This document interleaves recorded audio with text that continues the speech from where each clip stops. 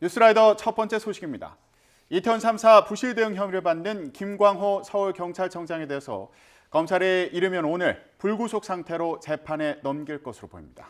참사 발생 1년여 동안 고심하던 검찰이 결국 기소로 결론을 내리면서 서울경찰 최고 책임자가 법정에 서게 될 전망입니다. 윤성훈 기자의 단독 보도입니다. 지난 2022년 이태원 참사와 관련해 부실하게 대응한 혐의를 받는 김광호 서울경찰청장. 참사 보름 전인 10월 14일부터 당일까지 10만 명이 넘는 인파가 모일 수 있다는 공식 보고만 모두 4건입니다. 경찰은 김 청장이 참사를 예견할 수 있었는데도 기동대 배치 등 구체적 지시 없이 방치했다며 업무상 과실치사상 혐의로 검찰에 넘겼습니다. 숨김과 보탬이 없이 성실히 조사에 임하겠습니다. 수사를 넘겨받은 서울 서부지검은 처음엔 기소 의견이었지만 수사팀이 교체된 뒤 분위기가 달라졌습니다. 김 청장에게 법적 책임을 물을 만큼 주 의무는 없다며 지난해 말 불기소 의견을 대검찰청에 내기도 했습니다. 검찰 내부에서도 엇갈리자 결국 이원석 검찰총장이 직권으로 수사심의위에 공을 넘겼습니다. 지난 15일 열린 검찰 수사심의위는 김 청장이 구체적인 대책을 수립 시행하지 않은 과실이 인정된다며 부대에게 의견으로 기소를 권고했습니다. YTN 취재 결과 김 청장 기소 여부를 놓고 1년여 동안 저울질해왔던 서울 서부지검은 이르면 오늘 불구속 상태로 재판에 넘길 방침입니다. 검찰 관계자는 YTN과의 통화에서 수사심의위 기소 권고를 존중해 신속하게 최종 처분 결과를 내릴 것이라고 밝혔습니다. 수사심의위 결정은 반드시 따를 필요는 없지만 기소 의견을 냈는데도 불기소한 경우는 지금까지 단 한 차례도 없었습니다. 이에 따라 검찰은 그동안 수사 기록과 유가족 의견서 등을 종합 검토했고 대검과 논의 끝에 기소로 결론 낸 것으로 보입니다. 김 청장 기소 방침에 따라 재작년 이태원 참사 발생 1년 2개월 만에 처음으로 서울경찰 최고 책임자가 법정에 서게 됩니다. 김 청장이 기소되면 대기 발령이나 직위 해제 등 후속 인사 조치가 이뤄질 전망입니다. YTN 윤성훈입니다.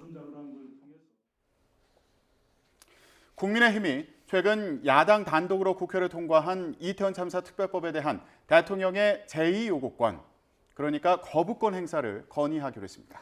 특별조사위 구성 등 독소 조항이 많다는 건데요. 야당은 유족의 뜻을 외면하는 거라면서 강하게 반발했습니다. 강민경 기자의 보도입니다. 지난 9일 본회의 문턱을 넘은 이태원 참사 특별법을 놓고 고심을 이어가던 국민의힘이 수용 반대 의견을 윤석열 대통령에게 공식 전달하기로 했습니다. 소속 의원이 참여한 의총에서 윤 대통령에게 거부권 행사를 건의하기로 뜻을 모은 겁니다. 총의를 모아서 대통령의 제2요구권 행사를 건의하기로 결정을 했습니다. 이태원 참사 특별법은 상임위 과정, 본회의 과정 모든 절차를 야당 단독으로 처리를 했습니다. 최대 1년 6개월 동안 조사는 물론 압수수색 영장 청구를 의뢰할 수 있는 권한이 부여된 특별조사위원회 조항을 특히 문제 삼았습니다. 참사의 정쟁화가 우려되는 만큼 받아들일 수 없다는 건데 민주당은 즉각 날을 세웠습니다. 법 시행 시기를 4월 총선 이후로 미루고 특검 관련 내용을 삭제하는 등 국회의장의 중재안을 반영했는데도 여당이 무턱대고 반대만 한다고 비판했습니다. 대통령 생각보다 국민 목소리가 우선이라며 참사 진상규명을 정쟁으로 모는 행태에 부끄러움을 느끼라고 쏘아붙였습니다. 대통령에게 국민의 목소리를 전하지는 못할 망정 대통령의 심부름 센터를 자처하는 여당에 국민의 분노가 쌓이고 있음을 명심하십시오. 법안 통과에 힘을 보탰던 정의당도 집권 여당이 유족의 뜻을 외면하고 있다고 가세했습니다. 애끓는 유가족을 외면하며 국회 표결에도 불참했던 국민의힘이 끝까지 정치의 도리, 사람의 도리를 외면하고 있습니다. 거부권 열쇠를 쥔 대통령실은 법안이 정부로 이송되면 여러 입장을 정리해 결정하겠다며 일단 말을 아꼈습니다. 국민의힘은 특별조사위원회 구성을 보완하고 독소 조항을 뺀 새로운 법안을 다시 논의하자고 야당에 제안했습니다. 거부권 행사에 대한 부정적인 여론 역시 적지 않다는 것을 고려한 것으로 보이는데 총선을 앞두고 윤석열 대통령이 어떤 결단을 내릴지 주목됩니다. YTN 강민경입니다. 울산시장 선거 개입 사건과 관련해 검찰이 조국 전 민정수석과 임종석 전 대통령 비서실장 등 문재인 정부 청와대 핵심 인사를 다시 수사하기로 했습니다. 당내 청와대의 조직적인 선거 개입을 인정한 1심 판결 후속 조치인데요. 임 전 비서실장 등은 명백한 정치 탄압이라고 반발했습니다. 홍민기 기자입니다. 지난 2017년 불거진 이른바 울산시장 선거 개입 사건과 관련해 검찰이 당시 불기소 처분을 받았던 청와대 인사들의 재수사를 결정했습니다. 조국 전 민정수석과 임종석 전 대통령 비서실장 등 문재인 정부 청와대 주요 인사들과 1심에서 징역형을 선고받은 송철호 전 울산시장 등 모두 5명이 대상에 포함됐습니다. 서울고검은 송 전 시장 등에 대한 재판 기록과 1심 판결 등을 면밀히 검토한 결과 하명 수사와 후보자 매수 혐의에 대해 추가 수사가 필요하다고 판단했다고 밝혔습니다. 검찰은 지난 2020년 1월 송 전 시장 등 13명을 공직선거법 위반 혐의 등으로 재판에 넘겼지만 이듬해 조 전 수석과 임 전 실장에 대해선 구체적인 증거가 없다며 불기소 처분했습니다. 다만 두 사람이 범행에 가담했다는 강한 의심이 든다고 여지를 남겼습니다. 이후 국민의힘 측 항고를 접수한 검찰은 1심 판결이 나온 지 한 달여 만에 청와대 윗선으로 수사 확대를 결정했습니다. 지난해 11월 1심 법원은 송 전 시장 등의 하명 수사 의혹을 유죄로 판단하면서 경찰이 수사 상황을 20차례에 걸쳐 수시로 청와대에 보고했다고 명시했습니다. 이 같은 청와대의 관여가 경찰에 상당한 부담으로 작용했고 결과적으로 선거에 영향을 미쳤다는 겁니다. 검찰은 또 1심 법원이 무죄로 본 경선 후보 매수 의혹에 대해서도 재수사가 필요하다고 판단했습니다. 당내 경선 경쟁자를 회유해 송 전 시장이 단독 후보로 출마할 수 있도록 청와대 인사들이 개입했다는 의혹인데 재판부는 핵심 증언에 신빙성이 없어 무죄를 선고하면서도 임 전 실장의 이름을 판결문에 여러 차례 언급했습니다. 반면 총선을 앞두고 검찰 수사를 다시 받게 된 문재인 정부 핵심 인사들은 거세게 반발했습니다. 임 전 실장은 검찰이 과거 불기소 결정을 내린 사건을 스스로 뒤집었다며 명백한 정치 탄압이라고 비판했고 검찰 스스로 불기소 처분했던 것을 어떤 상황이 바뀌지도 않았는데 특히 저와 관련한 부분들은 이미 한병도 의원이랄지 다 무죄가 났는데 다시 수사를 재개하겠다? 명백한 정치 탄압이고 저는 단호하게 맞서 싸울 겁니다. 조 전 장관도 SNS를 통해 검찰 의도가 짐작된다며 끝도 없는 칼날이 지긋지긋하지만 검찰이 부르면 언제든 나가겠다고 맞섰습니다. 서울중앙지검은 서울고검에서 사건을 넘겨받아 수사부서에 배당한 뒤 본격적인 조사에 착수할 예정입니다. YTN 홍민기입니다. 해병대 최상병 사망 사건 외압 의혹을 수사하는 고위공직자 범죄수사처가 핵심 인물인 김계환 사령관을 압수수색했습니다. 이종섭 전 국방부 장관 측근들과 함께 해병대 최고위급이 한꺼번에 강제 수사 대상이 된 건데요. 시민단체는 신속한 수사를 거듭 촉구했습니다. 김혜린 기자입니다. 고위공직자 범죄수사처가 경기도 화성시 해병대 사령부에 있는 김계환 사령관의 집무실 등을 압수수색했습니다.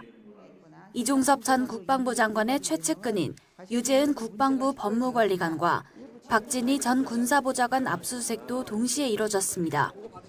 박정훈 전 수사단장의 고발로 공수처가 조사에 착수한 지 5달 만에 대대적인 강제 수사로 전환한 겁니다. 김 사령관은 최상병 사망 사건 외압 의혹을 규명할 핵심 인물로 꼽힙니다. 사건 초기 해병대 수사단 조사 결과에 문제가 없다는 태도를 보이던 김 사령관은 외압 논란이 불거지자 박 전 단장이 지시를 위반했다고 주장하며 수사 결과에 경찰 이첩을 보류하라고 명령했습니다. 공수처는 확보한 압수물을 토대로 김 사령관이 입장을 바꾼 경위를 들여다보고 있습니다. 김 사령관은 다음 달 예정된 박 전 단장의 항명 혐의 2차 공판에 증인 출석 통보도 받은 것으로 전해졌습니다. 공수처는 또 박 전 단장이 경찰에 사건을 넘기는 과정에서 죄명과 혐의자, 혐의 내용을 모두 빼달라는 압력을 가했다는 유 관리관 등의 수사에도 속도를 내고 있습니다.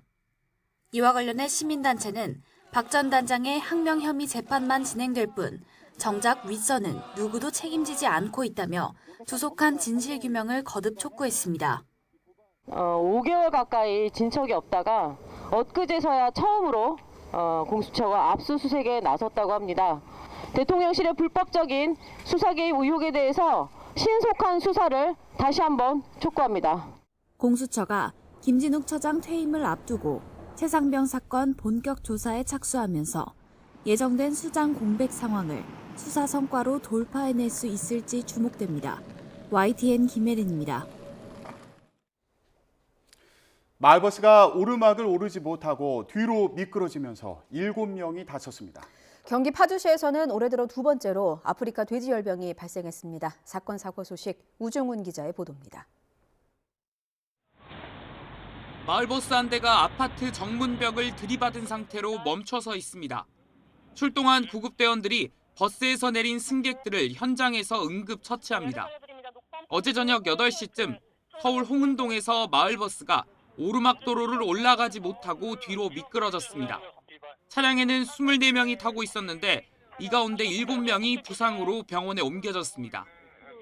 25톤 트레일러 화물칸에서 하얀 연기가 뿜어져 나옵니다. 도로 한편에는 택배 물건을 담은 종이와 스티로폼 상자들이 한가득 쌓여 있습니다.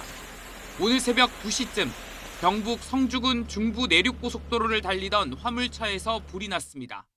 이 불로 인명피해는 없었지만 차량에 실려있던 택배 상자들이 탔습니다. 도로에 멈춰선 승용차 엔진룸에서 시뻘건 불길이 치솟습니다.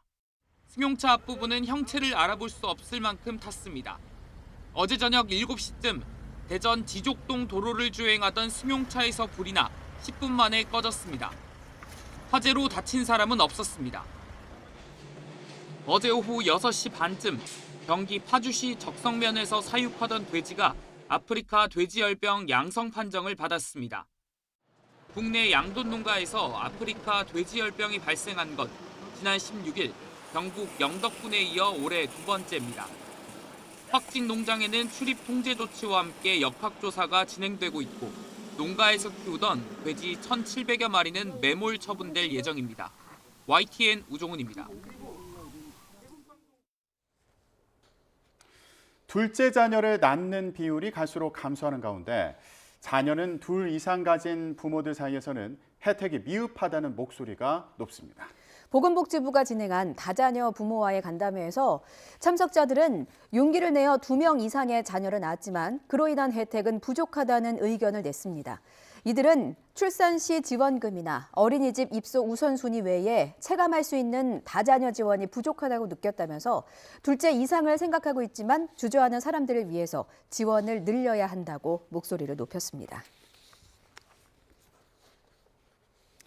이렇게 그동안 다자녀 혜택이 미흡하다는 지적에 총선을 앞둔 정치권은 여야 할 것 없이 저출생 위기 극복 대안을 꺼내 들었습니다. 여야 모두 구체적인 해법까지 제시하며 정책 경쟁에 본격적으로 시동을 걸었습니다. 김대겸 기자입니다.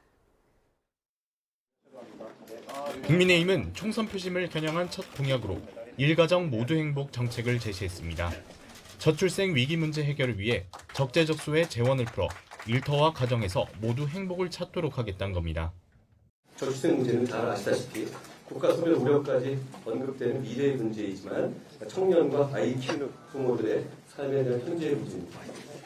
출산휴가 이름을 엄마 아빠 휴가로 바꿔 산모는 3개월, 배우자는 한 달 동안 유급휴가를 의무화하고 자녀가 아프거나 특별 돌봄이 필요한 경우는 초등학교 3학년까지 유급휴가가 가능하도록 자녀 돌봄 휴가를 새로 만들겠다고 공약했습니다.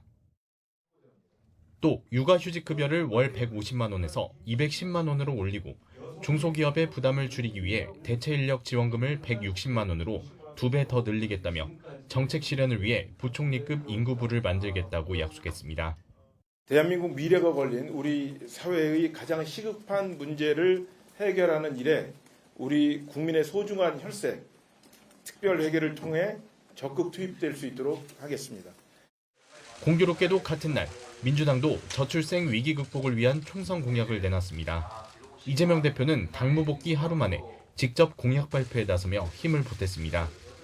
대한민국의 저출생 문제는 정말 전 세계적인 관심사가 된 것 같습니다. 흑사병 시대의 인구 감소보다 더 심각하다라는 얘기도 있습니다. 특히 아이를 낳지 않는 가장 근본적 원인은 자산과 소득 불평등 때문이라며 국가가 뒷받침을 해줘야 한다고 강조했습니다. 구체적 대안으로 2자녀 출산 시 24평, 3자녀 출산 시에는 33평의 분양전환 공공임대주택을 공급하고 결혼 출산 지원금 도입, 월 20만 원의 아동수당 지급을 제안했습니다. 여당과 마찬가지로 관련 부처 신설을 공언했습니다. 저출생 관련 정책을 종합적으로 수립하고 집행하는 전담부서 설치를 공약토록 합니다. 인구 위기 대응부를 정부 부처로. 선거날이 가까워질수록 중도와 부동층 표심을 겨냥한 여야의 정책 경쟁은 한층 치열해질 거로 전망됩니다. 당장은 누가 더 삶에 밀접하고 필요한 정책을 내놓느냐가 경쟁의 승패를 좌우할 것으로 보이는데, 이에 못지않게 실현 가능성에도 공약 검증에 초점을 맞춰야 한다는 지적이 나오고 있습니다. YTN 김대겸입니다.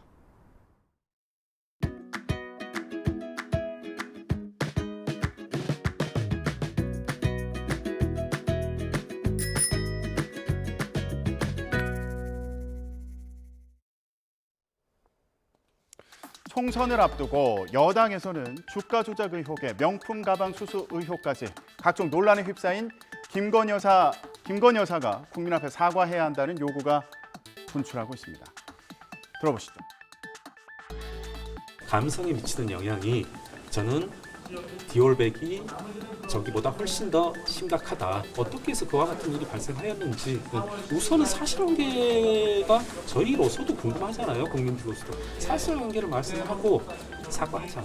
뭐 일부에서 왜 몰카 공작한 사람을 탓하지 않냐. 대단히 부적절하고 법률적으로도 심각한 사안임에도 불구하고 그 사람들한테도 요구하는 건 있겠지만 더 중요한 건 우리 여사님 관련이다. 자꾸 이제 김혜경 여사님 또 뭐 김정숙 여사님 이런데 우리 당이 국민의힘이 우리 국민들에게 도덕성을 보여주기 위해서는 비교하지 말자. 김건희 특검법 문제뿐만 아니라 이제 김건희 여사에게 명품 디올백 사건에 대해서 심각하다고 이제 느끼고 있으면서 대통령 부부가 입장을 표명하고 사과를 해야 된다고. 취지는 이 건에 대해서 어떻게 보냐는 거죠. 제가 당 대변인 입장으로서 이 뭐 사전 회의나 그다음 비공개 부분에서 그건에 대해서 공개적으로 논의가 되진 않았습니다. 대변인 입장으로 충분하게 책임 있게 말씀드리지 못하는 점은 이해해 주세요. 다만 개인적인 의견으로서는 김경률 위원의 말씀에 많은 부분 공감하고요. 그 발언에 대해서는 존중합니다. 한동훈 위원장에게 이런 분위기에 대해서 어떻게 생각하는지 물었습니다. 그랬더니 김건희 여사 명품백 논란에 대해 국민이 걱정할 부분이 있다는 답이 돌아왔습니다. 지난달 이 의혹에 대해서 몰카 공작이라고 강조하는 데 그쳤던 것과는 사뭇 다른 반응인데요. 당내 의견을 반영한 것으로 보이죠. 비대위원장으로 취임하기 전인 지난달 발언과 어제 발언을 비교해서 들어보시죠. 민주당이 저한테 꼭 그러고 물어보라고 시키고 다닌다고 그러던데 여러 군데다가 공개적으로. 그런데 저는 이걸 물어보면 제가 왜 곤란할 거라고 생각하는지 잘 모르겠습니다. 민주당이야말로 자기들이 이재명 대표 옹호하는데 바쁘니까 저도 그럴 것 같다고 생각하는데요. 그거는 다른 사람들 다 그럴 거라고 생각하는 거고요. 기본적으로 그 내용들을 제가 보면은 일단은 이 몰카 공작이라는 건 맞잖아요. 그 몰카 공작의 당사자인 서울의 소리가 고발했던데요. 그럼 우리 시스템에 맞춰서 법과 원칙에 따라 수사가 진행돼서 처리될 거라고 생각합니다. 우리 국민의힘은 다양한 생각을 가진 사람들이 다양한 생각을 자유롭게 말할 수 있는 정당이고 또 그럴 때 강해지고 유능해지는 정당입니다. 그 문제에 대해서 말씀드리면 그 문제는 기본적으로는 함정 몰카이고 그것이 처음부터 계획된 것이 맞습니다. 그렇지만 그 전후 과정에서 분명히 아쉬운 점이 있고 국민들께서 걱정하실 만한 부분이 있었다고 저도 생각합니다. 그렇기 때문에 제가 제2부속실과 특별감찰관에 대한 검토 문제를 전향적으로 말씀드렸던 것입니다. 하지만 김 여사가 직접 나서 사과해야 한다는 목소리에는 호응하지 않았는데요. 지역 순회를 마친 뒤에 잇따라 정치개혁 공약을 내놓고 있는 한 위원장. 어제는 정치인이 출판 기념회를 통해서 정치 자금을 받는 걸 금지하는 법안을 추진하겠다고 발표했는데요. 이와 함께 김건희 여사 리스크에 대해서 앞으로 대통령실에 어떤 입장을 전할지도 주목됩니다. 자, 이런 가운데 더불어민주당 이재명 대표 이번 총선에서 현 지역구인 인천 계양을에 그대로 출마할지 비례대표로 나갈지 또는 불출마할지 관심이었죠. 이 대표의 계획은 뭘까요? 어제 그 답을 들을 수 있었는데요. 지역구 의원이 지역구에 나가지 어디에 가느냐 이런 반응을 보였습니다. 지역구인 인천 계양을 재선에 도전하겠다는 의미로 보이죠. 이로써 이재명 대표와 원희룡 전 국토부 장관의 이른바 명룡대전이 성사되는 걸까요?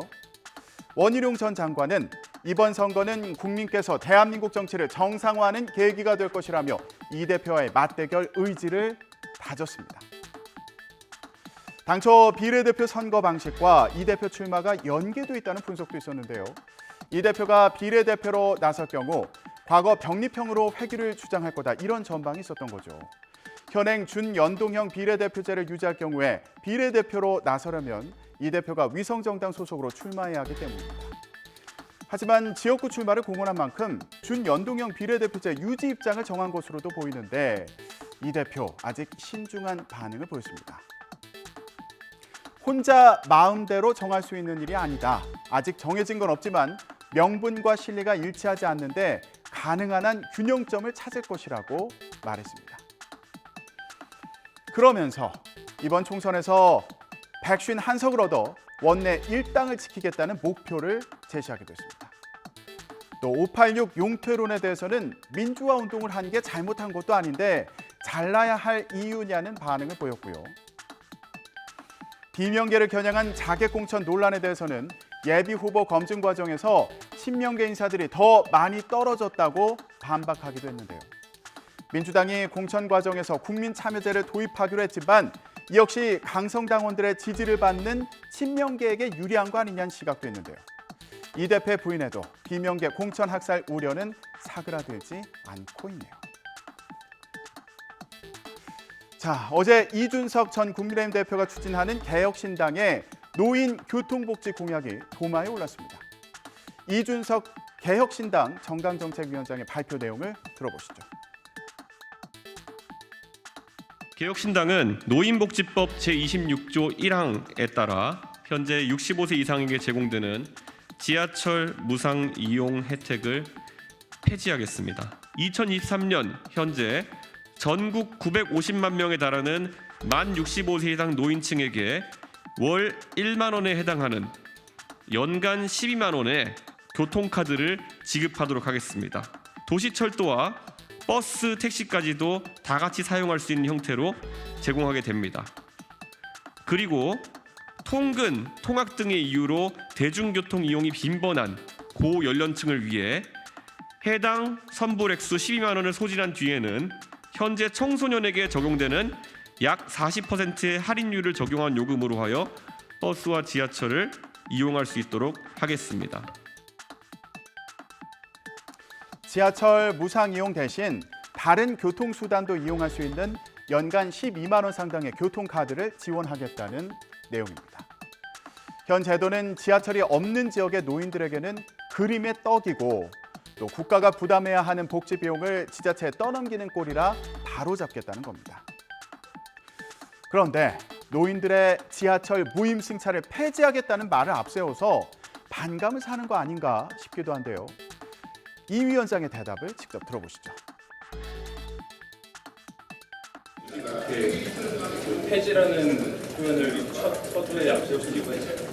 뭐 이준석을 잘 아신다면은 뭐 의도는 뭐 좀 있는 거를 아실 것 같고요. 그리고 저희가 봐야 되는 것이 이 문제를 사실 그게 처음에 그렇게 어떻게 표현하더라도 그게 중심에 서가지고 정치권이 표의 유불리가 있을까봐 지금까지 다루지 않았던 문제다. 그리고 계속 지자체장에게 떠넘기던 문제다. 저는 이렇게 생각합니다. 큰 틀에서 이거는 논쟁이 커져야지만이 해법이 나오는 사항이다. 이렇게 생각해서 개혁신당이 먼저 총대를 매기로 했다. 아니나 다를까 노인회가 발끈했습니다. 김호일 대한노인회장은 이준석 위원장을 향해서 신당이 아니라 페루나 정당을 만들겠다고 한다며 거세게 비판했습니다. 김 회장은 지하철 무임승차로 노인들이 집에 있지 않고 움직여서 건강해지고 또 3, 4, 5 버타며 여행하는 행복권을 박탈하는 거다. 모임 승차로 소품을 배달하는 노인 일자리를 빼앗는 거라고 지적하기도 했습니다. 한강의 기적을 이룬 노인에 대한 우대는커녕 학대라는 거죠. 그러자 이준석 위원장 기다렸다는 듯이 SNS에 바로 답을 달았습니다. 즉각적인 피드백에 감사하다며 앞으로 수도권이나 역세권에 계신 노인뿐 아니라 더 넓은 범위에서 교통복지가 보편화될 수 있도록 더 많은 정책을 내겠다고 말했습니다. 자, 이준석 위원장 생각대로 공약은 관심을 끈 것 같은데요. 실제로 노인분들의 반응은 어떨지 궁금하네요. 어제 한 행사장에서 윤석열 대통령을 향해 국정기조를 바꾸라고 소리친 진보당 강성희 의원이 경호처에 제지당한 채 강제로 쫓겨나는 일이 벌어졌습니다. 어제 현장으로 가보시죠. 어제 전북특별자치도 출범식 현장입니다. 윤석열 대통령이 행사장에 들어서 참석자들과 악수를 나누는데요. 자, 진보당 강성희 의원과도 악수를 나눕니다. 그런데 강 의원 뭔가 말을 하고 있죠. 발언이 이어지자 경호처 직원이 강 의원을 제지하고 윤 대통령은 자리를 이동하며 다른 참석자들과 인사를 이어가는데요. 자, 그 뒤에 대고 강 의원 소리를 지릅니다. 들어보시죠.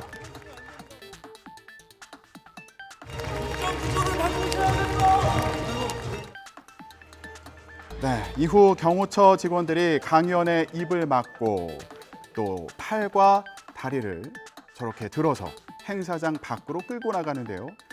강 의원은 강하게 저항했습니다.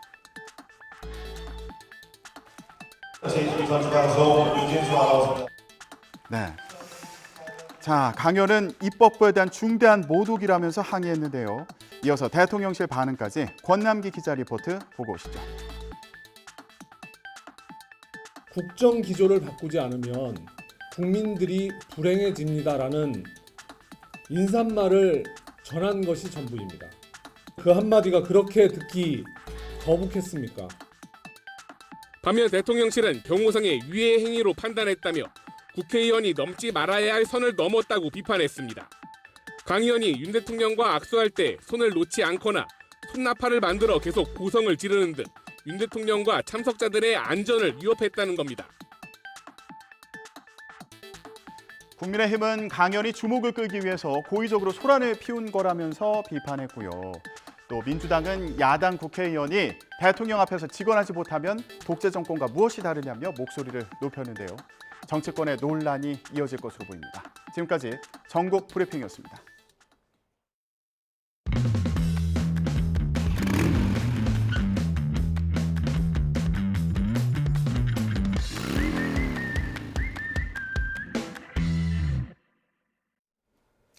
YTN 뉴스라이더 함께하고 계십니다. 서현역 흉기 난동범 최원종이 사형을 구형받았습니다. 이날이 아직도 생생합니다.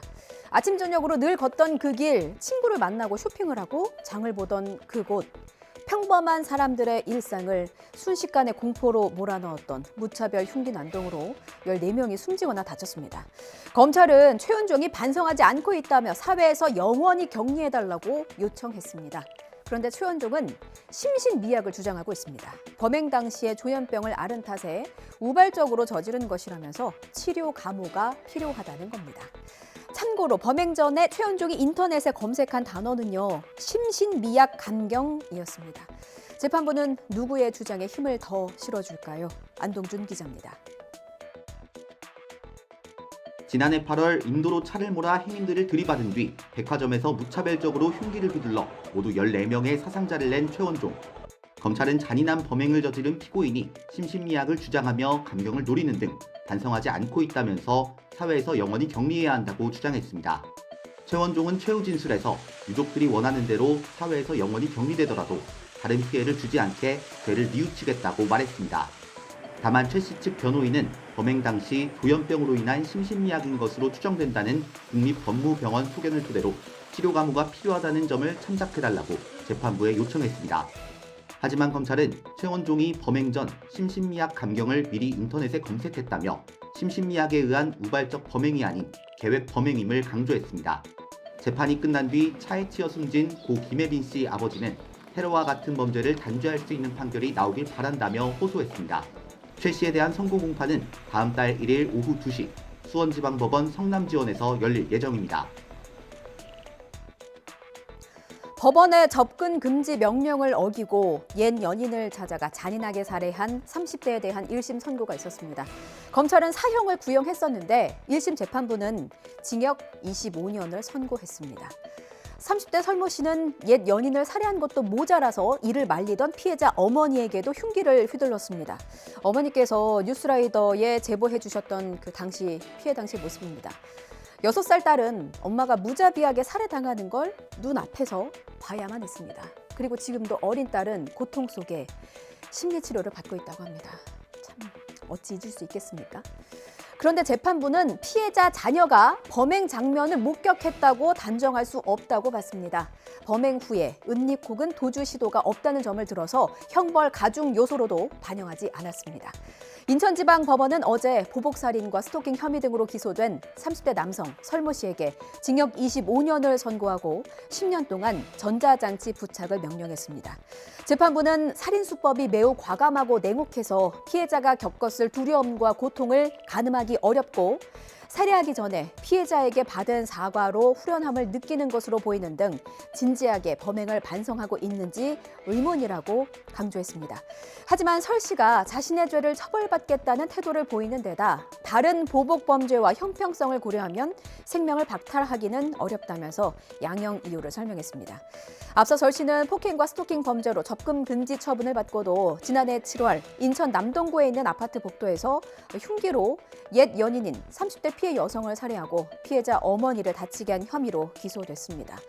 1심 재판부 선고 뒤에 유족은 더 이상 무슨 증거가 필요하냐며 오열한 것으로 전해졌습니다. 영화 타짜 1편입니다. 여러 유행어를 낳을 정도로 흥행 돌풍을 일으켰죠. 그중에 하나 배우 김혜수 씨의 바로 이 대사입니다. 나 이대 나온 여자야. 이화여대 모르는 사람은 거의 없죠. 많은 의미를 함축하고 있는 대사였습니다. 자, 유명 입시 업체의 블로그 화면 보시겠습니다. 2023년 대학 평가 순위를 공개한다면서 서울의 주요 대학 중에 하나로 이화여대를 꼽았습니다. 10손가락 안에 든다는 얘기입니다. 그리고 이 업체의 마케팅 중에 하나는 바로 이것이었습니다. 유명 대학에 붙으면 수강료를 환급해 주겠다. 블로그에 주요 대학이라고 떡하니 올려뒀겠다. 실제로 합격도 했겠다. 이거 수강료를 돌려받아야 하잖아요. 그런데 수강료 환급 대상 대학에서 여대는 쏙 뺐습니다. 이화여대, 숙명여대, 여대만 붙으면 수강료 환급이 안 됐대요. 이유를 물으니까 자체 기준이 있답니다. 그 기준이라는 게 뭘까요? 여대여서 차별하는 거면 성차별일 거고요. 주요 대학이 아니어서 배제한 거라면 블로그에 허위 정보를 올리고 수험생들을 기만한 행위, 허위 과장 광고일 겁니다. 둘 중에 어떤 겁니까? 신기혜 기자가 취재했습니다. 중고등학생들에게 인터넷 강의를 제공하는 업체입니다. 지난해 예비 고3을 대상으로 특정 대학에 붙으면 수강료를 전액 돌려주는 상품을 팔았습니다. 이 업체가 조건으로 내건 대학은 의학계열과 서울 소재 주요 대학입니다. 통상 상위권 학생들이 선호하는 대학으로 알려진 곳인데 이상한 점이 눈에 띕니다. 이화여대와 숙명여대 같은 여대만 쏙 빠져 있는 겁니다. 비슷한 상품을 파는 다른 두 온라인 강의 업체는 어떤지 확인해봤더니 여대들이 포함돼 있습니다. 인서울 주요 대학이라고 했으면서 명확한 기준을 제시하지 않고 이화여대랑 숙명여대를 빼고 환급해주는 건 여대 입학생들 입장에선 굉장히 황당하고 이게 차별이 아닌가. 이제가 없네요. 인강 같은 서비스는 여학생들도 듣고 남학생들도 듣는 거라 여대를 가는 학생들이 많을 텐데 왜 환급에서 뺀 건지 잘 모르겠네요. 다른 대학을 다니는 학생들 생각도 비슷합니다. 흔히 생각하는 대학의 어떤 순위 같은 게 있잖아요. 근데 거기 안에도 분명히 들고 그 두 개가 갑자기 쏙 빠졌다는 게 당연히 이상할 수밖에 없죠. 그렇다고 이 업체가 여대를 서울의 주요 대학에서 완전히 배제한 것도 아닙니다. 이 업체 관련 블로그를 살펴봤더니 이화여대를 서울의 주요 대학이라고 평가한 신문기사를 인용해 올리기도 했습니다. 여대만 빠진 데 대해 학생들이 불만을 제기하자 업체는 자체 기준에 따라 대상 대학들을 선정했다고 해명하고 있습니다. 취재진은 자체 기준을 선정한 근거가 무엇인지 문의했지만 업체는 내부 논의 사항이라 제공해줄 수 없다는 답변만 내놨습니다. 개인 사유지에 난 도로들 전국 구석구석에 참 많습니다. 사실상 도로로 쓰이지만 땅 주인이 내 땅이라고 막으면 이걸 저지할 마땅한 방법도 없습니다. 땅 주인의 마음을 모르는 것도 아니고요. 일평생 도로로 오가다가 갑자기 불편해진 주민들의 원성도 이해는 됩니다. 상황이 이러니까 곳곳에서 분쟁이 생깁니다. 이번에는 대구인데요. 사유지다 보니 방법이 소송밖에는 없는 건가? 그럼 그 막대한 비용은 누가 어찌 감당하나? 골치 아픈 게 한두 가지가 아니더라고요. 김근우 기자가 보도합니다. 녹색 울타리가 도로 한복판을 막았습니다. 샛길 하나를 냈지만 장애물이 많습니다. 주민들이 30년 넘게 써온 도로가 울타리로 막힌 건 올해 초입니다. 알고 보니 개인 소유 땅이었는데 도로 부지로 묶여 있다가 일몰제 시행으로 땅 주인이 재산권 행사에 나선 겁니다. 주민들은 불편은 물론 안전 문제까지 호소합니다. 진입로가 안 되니까 혹시 화재 시 소방차 부분이 일단 안 들어오고, 그리고 애들 저 뒤쪽에 보시면 초등학교 한 개 있는데 애들 계약하면은 주로 이쪽이 등하교 등교길인데 인근에서는 건물 사이로 난 유일한 통행로가 막혀 갈등이 벌어졌습니다. 이곳 역시 주민들이 30년 넘게 이용하던 길이었는데 땅 소유주가 말뚝과 철제 구조물로 입구를 절반 넘게 막아뒀습니다. 사유지에 난 비법정 도로를 이른바 사실상 도로라고 하는데 최근 전국적으로 이를 둘러싼 갈등이 이어지고 있습니다. 지역별로 적게는 5%부터 많게는 20% 넘는 도로가 사실상 도로인 거로 추정됩니다. 민원도 수백 건씩 들어오지만 행정기관에선 사유지라며 손을 놓고 있습니다. 길을 막은 소유주가 일반 교통방해 혐의로 처벌받기도 하지만 법정 다툼으로 이어지면 대부분 재산권을 인정받는 경우가 많습니다. 어쨌든 내 땅이니까 내가 공짜로 사용하라고 한 적은 없지 않느냐. 다 인정하더라도 그러면 내가 이용료는 받아야겠다. 이래가지고 민사소송을 제기하게 되면은 그 토지 지주들이 다 이기게 돼 있어요. 지역마다 또 도로마다 상황이 제각각인 만큼 개별 사건마다 소송으로 이어질 경우 막대한 사회적 비용이 소모될 수 있습니다. 결국 행정기관이 땅을 사들이는 게 대책인데 이를 위해선 과도한 땅값 요구를 막을 수 있는 매도 청구권 등이 필요하다는 지적도 나옵니다. YTN 김근우입니다.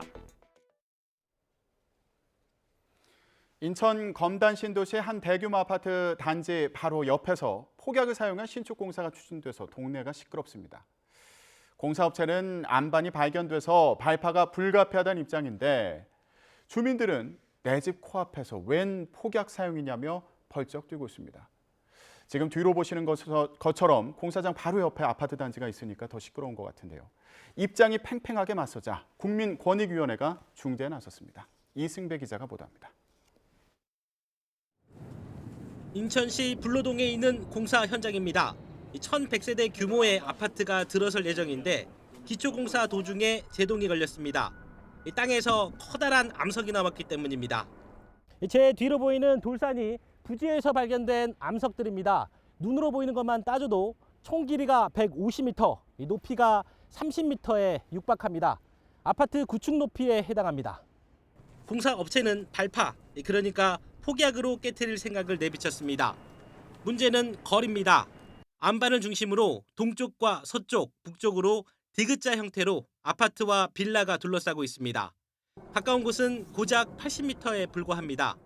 주민을 모두 합치면 2,600세대가 넘습니다. 주민들은 발파는 절대 안 된다고 주장합니다. 안전이 위협받을 수 있는데 무슨 폭약을 쓰냐는 겁니다. 어린이집뿐만 아니라 이쪽 주변에 노약자가 굉장히 많이 살고 계세요. 그래서 저번에 저쪽에서 500m 앞에서 발파가 일어났는데 그 소음과 진동이 그 사람들 직접 느끼니까 너무 불안해하기 때문에 발파 말고 무진동 공법 같은 다른 방법을 찾아달라고 요구하지만 업체 측은 현실적으로 힘들다고 맞서고 있습니다. 공사 기간과 비용 등을 따졌을 때 발파가 가장 효과적이라는 겁니다. 무진동 파쇄라는 방법도 있습니다. 그 방법을 사용하게 되면은 이게 저희들이 기간으로 봤을 때 약 한 36개월 정도, 30개월 이상을 저희들이 해야 되고 발파를 통한다면은 작게는 12개월, 좀 많게는 17개월 정도로 저희들이 이 공사를 끝낼 수 있지 않을까.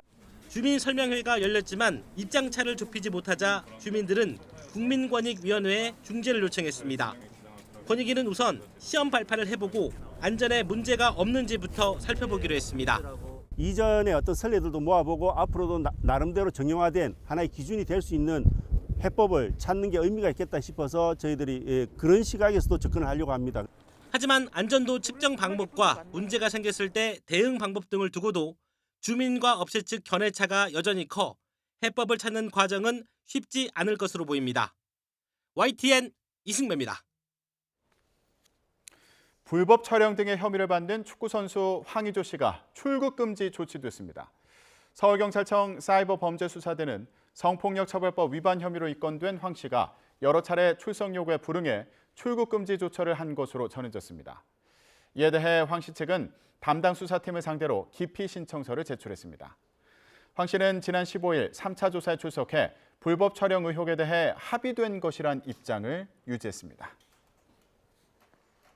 북한의 미사일 도발과 위협 발언이 연이어 이어지고 있는데요. 올해 우리나라 유엔 안보리 이사국이 우리나라가 됐습니다. 그래서 처음으로 회의를 수집했습니다.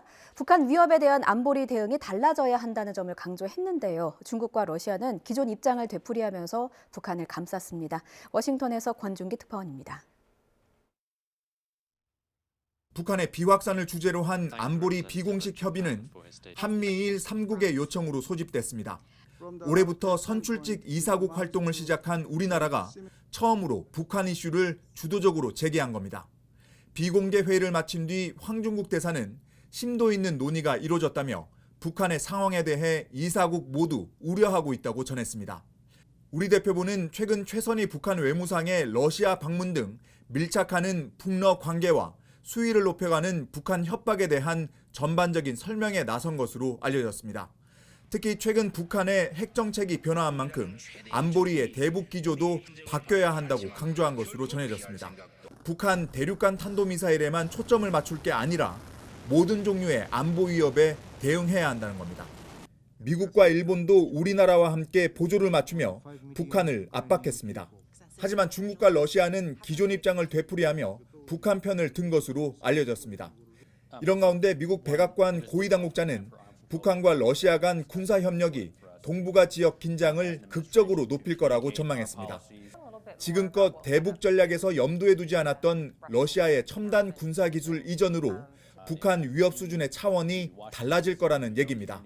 I think the nature of North Korea as a threat in the region could drastically change over the coming decade as a result of this cooperation, and that's something that we have to pay attention to. 바디 국장은 북러 간 군사 협력이 한미 확장 억제 협력에도 새로운 변수가 될 수 있다는 점을 시사했습니다. 월스트리트저널은 러시아의 북한산 미사일 사용이 서방 방공망을 상대로 성능을 입증한 셈이어서 북한의 무기 수출에도 새로운 활로가 될 것으로 전망했습니다. 워싱턴에서 YTN 권중입니다. 이스라엘 대통령이 하마스에 끌려간 인질들을 거론하며 지금 당장은 전쟁을 끝낼 수 없다는 강경 입장을 밝혔습니다. 이런 가운데 유럽의회는 처음으로 양측의 영구 휴전 촉구 결의를 채택하면서 압박에 나섰습니다. 서범국 기자입니다. 다보스 포럼에 참석한 헤르조그 이스라엘 대통령이 이제 한 살이 되는 아기 인질의 사진을 놓고 말문을 엽니다. His whereabouts are unknown. We know he was kidnapped by Hamas. We know that these barbaric terrorists have taken him and his mother and his brother and his father. 정신이 온전한 사람이라면 평화 절차가 현 시점에서 올바른 해법이라고 생각하지 않을 것이라고도 잘라 말했습니다. 하마스를 완전히 제거해 이스라엘인의 안전이 확보돼야 전쟁을 끝낼 수 있다는 뜻으로 해석됩니다. But how else can we defend ourselves? He's decided to entrench themselves in an infrastructure of terror of unbelievable size. 헤르조그는 또 이슬람 순위파 종주국인 사우디와 이스라엘의 관계 정상화가 전쟁에서 벗어나 새로운 지평을 여는 열쇠라고 언급해 관심을 끌었습니다. 반면 유럽연합 EU는 처음으로 이스라엘과 하마스 전쟁의 영구 휴전을 촉구하는 결의를 채택했습니다. 유럽의회 본회의에서 압도적인 차이로 가결됐습니다. 모든 인질이 조건 없이 즉각 석방되고 테러 조직인 하마스의 해체를 전제로 영구적인 휴전을 촉구한다고 명시했습니다. The bloodshed must stop now. Humanitarian aid must be allowed to access the entire Gaza urgently. 유럽의회 결의는 법적 구속력이 없다는 한계가 있지만 영구적 휴전이라는 표현이 공식 사용된 건 이번이 처음입니다. 하마스의 기습 공격을 강력히 규탄한다는 입장을 유지하면서도 전례 없는 규모의 민간인 희생을 초래한 이스라엘의 군사적 대응도 비판했습니다. YTN 서bun국입니다. 국내외 경제 이슈를 알기 쉽게 쏙쏙 배워보는 시간입니다. 금요일의 남자 홍규빈 글로벌 정치경제연구소장과 함께합니다. 어서 오세요. 네, 안녕하세요. 네, 오늘은 미국으로 가보겠습니다. 네. 11월에 미국 대선이 있는데 공화당의 경선 과정이 펼쳐지고 있는데 그 자체에도 좀 관심이 크더라고요. 일단 세계가 왜 주목을 하고 있는지부터 짚어볼까요? 예, 그 새해가 돼서요. 그 세계의 유수 일간지, 그다음에 주간지라든가 그다음에 여러 가지 싱크탱크들에서도 이구동성으로 나오는 이야기가 있어요. 네. 2024년에 가장 큰 리스크 요인은 트럼프가 미국 대통령으로 당선될 가능성이다. 예. 그러니까 어느 한 나라의 대통령이 그 당선이 되는 걸 두고서 왜 이렇게 어떻게 보면 호들갑이라고 할 수 있을 정도로 그러니까요. 긴장을 하고 있느냐. 예. 이걸 위해서는 우리가 좀 시간 지평을 크게 볼 필요가 있는데요. 네. 지금 우리가 살고 있는 세상은 2차 대전 이후에 미국이 만들어낸 세상이라고 해도 과언이 아닙니다. 그러니까 어떤 그 국제 안보 시스템이라든가 국제 경제 시스템은 말할 것도 없고요. 뭐 문화, 생활, 의료, 보건 할 것 없이 미국이 어떤 그 세계를 이끄는 지도국의 역할을 해가지고 맹그러진 질서가 지난 70년의 질서였거든요. 네. 그런데 지금 트럼프라고 하는 존재가 의미하는 바는 이 70년간의 경향을 뒤집는다. 다시 말해서 세계 질서라고 하는 게 지금까지 70년간 떠받치고 있었던 미국이라는 기둥이 사라지거나 거의 와해될 수 있다라고 하는 아주 큰 의미를 가진 사건이에요. 예. 그래서 트럼프가 대통령이 당선되는 것이 지금 초미의 주목을 받고 있습니다. 그런데 예. 참 이 결과를 어떻게 봐야 될지 모르겠어요. 일단 공화당의 첫 경선 지역이 아이오와주 코커스였는데 예. 트럼프 전 대통령이 압승을 했더라고요. 예. 이 결과가 굉장히 뼈아프겠어요. 그렇습니다. 걱정하는 사람들 입장에서는. 예. 그리고 이게 한 작년까지만 하더라도 이렇게까지 될 줄은 몰랐다는 사람들이 많았어요. 예. 그러니까 작년 초까지만 하더라도 그 2위 후보가 있습니다. 드산티스라고 하는 사람이 있는데 네. 비슷하게 나왔었어요. 이 조사를 하면은요. 근데 작년 하반기부터 이 미국의 지식층들이 트럼프를 받아들이기 시작했다는 거예요. 원래 미국 지식층들은 트럼프를 굉장히 싫어하는 비토 세력이었는데 예. 이 사람들이 지금 바이든 대통령에 대한 문제가 너무 이게 크다라는 생각이 들어가지고 바이든을 물리치려면 어쩔 수가 없다라고 해서 급속하게 지금 트럼프로 쏠림 현상이 벌어지고 있다. 구관이 명관이다. 뭐 예, 이런 겁니까? 그래서 이 정도로 벌어질 줄은 몰랐다라고 하는데 예. 과연 지금 크게 벌어진 게 지금 현실화되고 있습니다. 아, 그렇군요. 이변이 없는 한 그러면 트럼프 전 대통령이 공화당의 대선 후보가 될 가능성이 지금으로서는 그렇습니다. 그런 예측이 압도적입니다. 아, 그렇군요. 만약에 그럼 트럼프가 다시 대통령이 된다면 세계 경제에는 어떤 일이 일어날까? 앞서 70년간 이제 세계 질서가 유지돼 왔는데 이게 완전히 이제 뒤집히는 순간이 올 거다. 그런 점을 좀 여러 곳에서 걱정을 하고 있다라고 예. 말씀해 주셨는데 지각 변동까지 얘기가 나오더라고요. 단어가. 예, 그렇습니다. 예. 그러니까 우선 제일 가깝게 터지는 거는 트럼프가 이 사람 구호가 아메리카 퍼스트잖아요. 그렇죠. 미국이 제일 먼저다. 그러니까 지금 무시무시한 이야기가 관세율을 일괄적으로 10%를 올리겠다. 이제 더 이상 그러면 미국은 자유무역 국가가 아니게 되는 건데 그러네요. 미국이 수입을 이렇게 줄이겠다 또는 수입을 위축시키겠다는 얘기는 세계 경제 규모에 엄청난 충격을 가져오겠죠. 큰 수축이 될 테고 예. 특히 우리나라 같이 수출로 먹고 사는 나라 같은 경우에는 그 큰 타격을 받을 수가 있습니다. 예.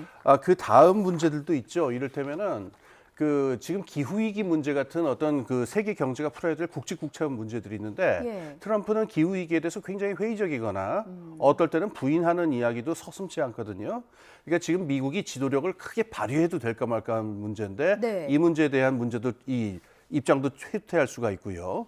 그리고 이제 가깝게는 지금 기업 경영이라든가 자본시장에서 ESG 경영 같은 게 굉장히 크게 자리를 잡아가는데 예. 트럼프가 자리를 만약에 대통령이 당선이 되면은 이게 크게 후퇴할 가능성이 많습니다. 그렇군요. 이 외에도 뭐 일파만파라는 말이 부족할 정도로 예. 크게 지형이 바뀔 가능성이 높죠. 미중 관계도 안 좋았잖아요. 고래 싸움에 새우등 터진다고. 우리가 그 싸움에서 얼마나 큰 피해를 봤습니까? 그렇습니다. 미중 관계도 더 나빠질 가능성도 있는 그렇습니다. 거네요. 이 미중 관계의 이 조짐은 있었습니다만은 결정적으로 악화 악화시킨 게 왜 첫 번째 트럼프 정권 때였잖아요. 예. 그러니까 트럼프 정권 때는 근데 1기 때는 그나마 이거를 갖다가 가로막는 그 비서진들 보좌관들이 있었어요. 예. 너무 그렇게 중국이랑 힘하게 나가면 안 된다. 근데 트럼프 정권 말기에 대부분 잘렸습니다. 그래가지고 많은 사람들이 트럼프 정권 2기가 되면은 더욱더 심하게 폭주할 것이다라고 하는 예상이 많거든요. 예. 그러니까 더 관계가 험악해질 가능성이 크죠. 제 기분도 험악해지네요. 앞서 소장님께서 우리나라 수출로 먹고 사는 나라라고 했는데 네. 만약에 트럼프 대통령이 또다시 대통령이 정말 된다면 우리 경제 어떤 영향을 구체적으로 받게 되는 겁니까? 뭐 아까 말씀드린 대로 여러 가지가 있습니다만은 지금 가장 발등에 불 떨어진 거는 인플레이션 감축법 문제가 아닐까 해요. 바이든 정권 때 인플레이션 감축법 이야기를 해가지고 네. 우리나라 기업들이 미국에서 어떤 전기 자동차라든가 배터리 같은 부분에서 특혜를 입기 위해서 많은 보조금을 준다는 약속을 했었잖아요. 미국 예. 정부가. 그래서 그 약속을 믿고 지금 굉장히 많은 투자 약속을 한 상태입니다. 그런데 지금 트럼프는 인플레이션 감축법을 없애겠다라고 지금 공언을 하고 있어요. 예. 그럼 이 최악의 경우에는 어떻게 되느냐? 좀 험한 말을 쓰자면은 네.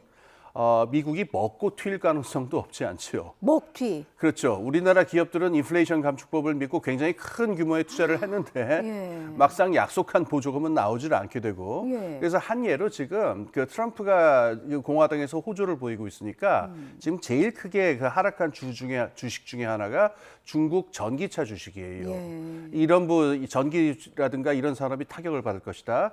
그러니까 이게 우리나라 기업들이 불안해해야 할 만한 지점인 거죠. 아니 우리 기업들이 사실 미국 시장에 투자한 것도 100% 자의라고는 볼 수 없는 상황 아니었습니까? 그렇죠. 그 다른 선택의 여지가 없었습니다. 예. 아 참.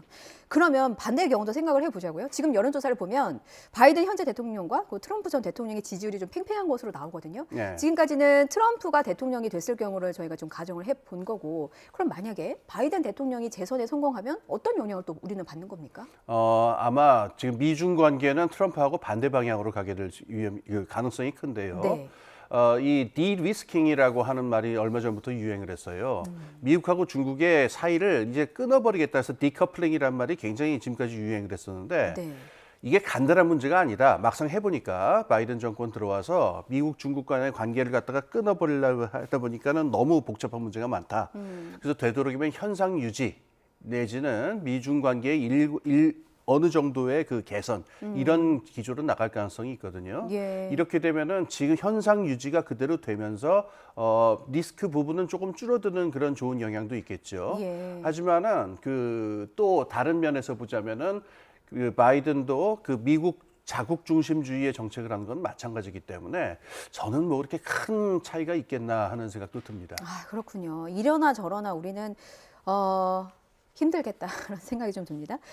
지금 경제에 영향을 받는데 안보에도 영향을 미칠 것 같습니다. 그렇습니다. 일단 바이든 대통령 시절에는 한미일이 착 이렇게 밀착했잖아요. 예. 그런데 트럼프 전 대통령 시절을 생각을 해보면 뭐 방위비 폭탄, 분담금 폭탄을 예. 남기기도 하고, 만약에 트럼프가 다시 대통령이 된다면 예. 그 안보 측면에서도 상당한 영향을 받을 것 같거든요. 그렇습니다. 예. 아까 트럼프가 그 70년 동안의 기조를 뒤흔든다라고 얘기를 했는데 예. 그중 하나는 미국의 고립주의로 되돌아가는 겁니다. 다시 말해서 미국이 왜 세계의 경찰 역할을 해야 되느냐? 예. 우리 돈도 없는데 그렇죠. 이런 입장입니다. 예. 그러니까 여기서 우선 우리에게 방위비 분담을 크게 요구할 가능성이 높죠. 이거 방위비라고 하는 거는 워낙 덩치가 크기 때문에 네. 이 돈이 정부 돈으로 뭉텅이로 나가기 시작하면 충격이 없을 수가 없습니다. 그럼요. 그다음에 두 번째로 이 안보 부분에서 북한에게 좀 더 많은 재량을 줄 그 가능성이 있거든요. 그러니까 그 김정은 위원장을 똑똑하다 이렇게 평가하기도 막 그러니까요. 예, 트럼프가요. 그런데 문제는 이렇게 될 경우에는 이 북한 정권에 더 많은 재량을 주게 되면 한반도에서의 위험이나 불확실성은 늘어납니다. 그러니까 김정은 정권이 어떤 행동을 하게 될지, 그리고 이거를 그 통제를 가할 수 있는 가능성도 굉장히 네. 줄어들기 때문에 네. 이 부분에서 우리가 대응해야 될 불확실성 때문에 여러 가지 눈에 보이지 않는 한국 경제의 비용들이 더 발생을 할 수가 있습니다. 이 경우에도 대비해야 되고 저 경우에도 대비해야 되는데 이런 격변기에 어떻게 준비를 해야 됩니까, 우리는? 우리가 지금 기억을 해야 될 게 있는데요. 네. 지난 70년이라고 말씀드렸습니다마는 한국 경제가 이렇게 급성장을 할 수 있었던 제일 중요한 계기는 예. 이 70년 동안의 질서 속에서 굉장히 특권적인 위치에 있었어요. 특히 미국과의 관계에 있어서. 그런데 트럼프의 기본적인 노선은 이 70년 동안 한국의 특권적인 위치를 아예 인정하지 않겠다라고 하는 것에 가깝습니다. 그럼 우리가 70년 전에 원점으로 되돌아가 가지고 이런 종류의 질서에는 우리가 어떻게 적응을 할 것이냐, 새로운 전략을 좀 짜나가야 될 필요가 있겠죠. 그런 전략들을 이제 계속 저희 방송 함께 하시면서 계속 조언을 좀 해주셔야 될 것 같습니다. 다음 주제 넘어갈게요. 홍해로 가보겠습니다. 일촉즉발의 상황입니다. 예멘의 친이란 반군 세력 후티가 이제 홍해로 오가는 민간 선박에 대한 공격을 이어가고 있습니다. 그러니까 지난 인터뷰에서 소장님께서 가장 우려스러운 부분이다라고 짚어주셨는데 그게 현실이 된 상황이고 설상가상으로 홍해의 긴장 상황이 우리 경제에 좀 상당한 악영향을 미치는 것 같습니다. 짚어주세요. 예, 지난번에 제가 그 말씀을 드린 이유는요. 이스라엘 하마스 전쟁은 저 가자 지구라고 하는 건 지중해에 붙어 있잖아요. 근데 가장 두려운 사태는 이 전쟁의 확전이 인도양으로 갈 가능성입니다. 지금 홍해를 말씀을 하셨는데요. 홍해 말고 하나가 더 있죠. 그 아라비아 반도의 동쪽에 보면 페르시아만이 있죠.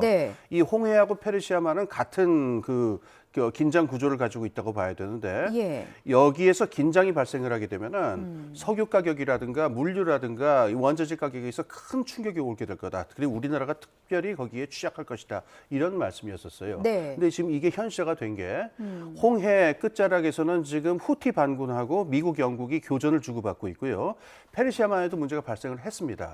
그 호르무즈 해협이라고 한 걸 저번에 말씀을 드렸는데 아주 좁습니다. 그 폭이 40km밖에 안 되는데 여기서 이란이 미국 상선을 납포를 하는 일들이 벌어졌습니다. 그래서 이렇게 될 경우에는 우리나라가 원유 수입에서 가장 많이 의존하고 있는 부분이 이 호르무즈 해협 부분이거든요.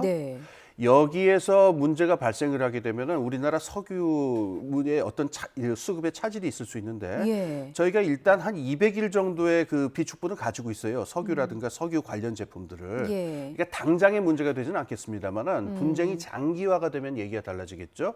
또 홍해 부분에서도 여기서 물류가 속도가 늦어지거나 하게 되면은 우리한테는 원자재 가격 상승으로 이어질 수가 있습니다. 그 200일 비축분 때문에 우리 정부는 큰 영향이 없을 거라는 전망이 당장은 나왔던 그렇습니다. 거군요. 근데 이게 길어지면 문제가 된다.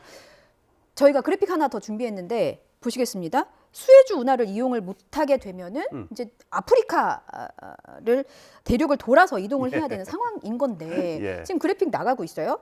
유통의 효율성이 생명이잖아요. 지금 그렇습니다. 산업의 영향이 클 거라고 또 말씀도 해주셨고 더 큰 위기는 말씀하셨듯이 에너지나 뭐 원자재 가격 상승을 또 꼽기도 합니다. 우리나라 피해는 더 클 수밖에 없다고 말씀하셨는데 그렇습니다. 그 부분도 좀 짚어주세요. 지난 2021년에 에버 기븐 호라고 하는 아주 큰 배가 이 수에즈 운하를에서 좌초가 돼가지고 막아버린 적이 있었습니다. 딱 거기에 딱 꼈잖아요. 딱 끼어버렸습니다. 그때가 하필이면 또 팬데믹 때 아니었습니까? 그러니까요. 그래서 세계적인 어떤 물류가 위험을 받고 가치사슬이 끊어지는 위험이 있었는데 그런 일까지 발생을 하니까 유럽하고 아시아의 물동량이 굉장하거든요. 근데 여기에 유럽하고 아시아가 통과하는 그 병목 지점이 바로 이 수에즈 운하란 말이에요. 여기가 막혀버리니까 3개월씩 배가 지체가 됐어요. 그러면 이때 운송 비용이 올라가죠. 그러니까 그게 물가로 전이가 되죠. 그러니까 인플레이션을 또 부추긴 측면이 있고요. 그렇죠. 그래서 이걸 피하려면 아까 말씀드린 대로 아프리카 희망봉으로 17세기로 되돌아가가지고 희망봉을 이렇게 돌아가야 되는데 말은 희망봉인데 우리에게는 희망봉이 절망봉이죠. 그렇죠.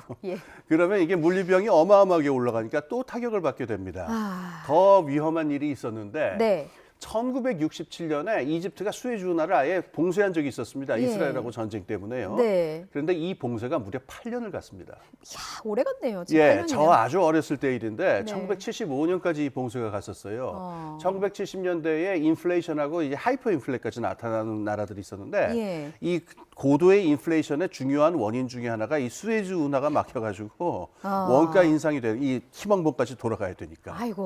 뭐 이건 너무 나간 얘기가 될 수 있는데 하여튼 이 원가 인상하고 원자재 또 석유의 수급 문제 복합적인 영향을 가져온다는 것 기억할 필요가 있습니다. 수에즈 막히니까 인플레이션 크게 오더라라고 짚어주셨는데 과거 사례로. 근데 최근에 좀 세계적으로 인플레이션이 좀 완화되는 흐름을 보였잖아요. 그럼 이게 또 완전히 뒤집힐 수도 있는 그런 이슈입니까? 그렇습니다. 그 수에즈 운하가 어느 정도 중요하냐면은 전 세계 무역량의 12%가 이 수에즈 운하로 지나가요.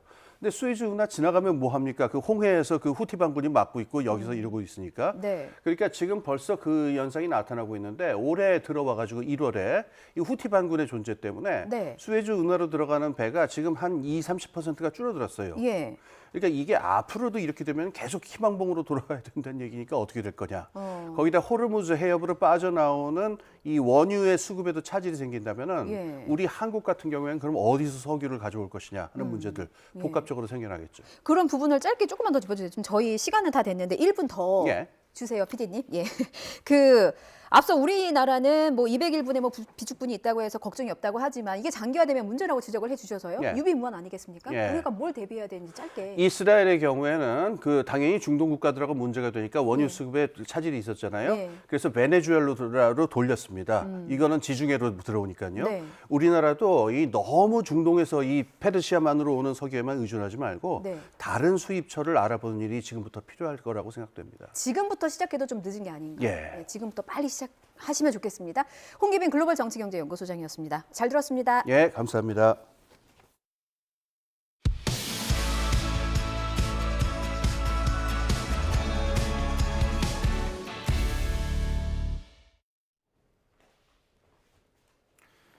가상화폐 테라 루나 폭락 사태 핵심 인물로 현재 몬테네그로에 구금 중인 권도형 테라폼네스 대표가 법적으로는 미국이 아닌 한국으로 송환돼야 한다고 권 씨의 변호인이 주장했습니다. 권 씨의 몬테네그로 변호사인 고란 로디츠는 현재 일간지 포베다에 범죄인 인도에 관한 유럽 협약, 국제법적 지원에 대한 국내 법률 등 모든 법적 근거에 따르면 권도형은 한국으로 송환돼야 한다고 100% 확신한다고 밝혔습니다. 몬테네그로에서 체포된 권 씨에 대해 한국과 미국 양측이 범죄인 인도를 청구한 상황에서 변호사의 말은 철저하게 법률적으로 판단한다면 권 씨가 한국으로 보내져야 한다는 뜻입니다. 북한 조선중앙통신이 최선희 외무상을 단장으로 하는 북한 정부 대표단이 오늘 러시아 공식 방문을 마치고 귀국했다고 보도했습니다. 통신은 평양 국제비행장에서 박철준 외무성 부상과 북한 주재 러시아 대사관의 블라디미르 토페하 임시 대리대사 등이 최 외무상을 맞았다고 전했습니다. 최 외무상은 앞서 지난 16일 라브로프 외무장관과 회담한 뒤 같은 날 오후 푸틴 대통령을 예방했는데 정찰 위성 관련 협력 방안 등을 논의한 것으로 보입니다. 새해 첫날 강진 발생 이후 이시카와현 노토반도의 원전에서 문제가 끊이질 않고 있습니다. 변압기 고장으로 대량으로 기름이 유출된 데 이어서 이번에는 원전의 비상 발전기가 작동을 멈춘 것으로 확인됐습니다. 도쿄에서 김세호 특파원이 보도합니다. 새해 첫날 규모 7.6의 지진이 강타한 이시카와현 노토반도는 아직도 크고 작은 여진이 이어지고 있습니다. 16일 규모 4.8의 여진이 일어나자 원전 운용사인 호쿠리쿠 전력은 시카원전 1호기의 비상용 발전기 석 대를 시운전했습니다. 그런데 이 가운데 한 대가 출력을 올리자 자동으로 멈췄습니다. 7.6의 강진 이후 지난 3일 시운전 때는 정상적으로 움직였던 발전기였습니다.